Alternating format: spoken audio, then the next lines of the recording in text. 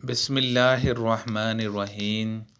جب سورۃ انعام کی یہ آیت اتری، جو لوگ ایمان لائے اور انہوں نے اپنے ایمان میں گناہوں کی آمیزش نہیں کی، تو آپ صلی اللہ علیہ وسلم کے صحابہ نے کہا، یا رسول اللہ صلی اللہ علیہ وسلم، یہ تو بہت ہی مشکل ہے، ہم میں کون ایسا ہے جس نے گناہ نہیں کیا؟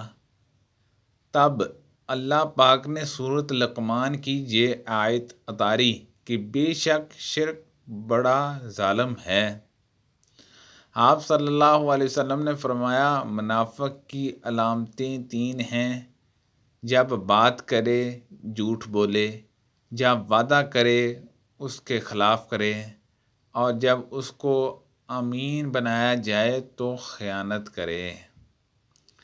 رسول اللہ صلی اللہ علیہ وسلم نے فرمایا کہ 4 عادتیں جس کسی میں ہوں تو وہ خالص منافق ہے، اور جس کسی میں ان 4 میں سے ایک عادت ہو تو وہ بھی منافق ہی ہے،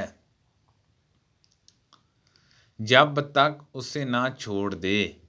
وہ یہ ہے، جب اسے امین بنایا جائے تو امانت میں خیانت کرے، اور بات کرتے وقت جھوٹ بولے، اور جب کسی سے عہد کرے تو اسے پورا نہ کرے، اور جب کسی سے لڑے تو گالیوں پر اتر آئے۔ اس حدیث کو شعبہ نے بھی سفیان کے ساتھ عمار سے روایت کیا ہے۔ سبحان اللہ عز و جل۔ اللہ پاک ہم سب کو سچ بولنے کی توفیق عطا فرمائے، آمین، بجاہ نبی الامین صلی اللہ علیہ وسلم۔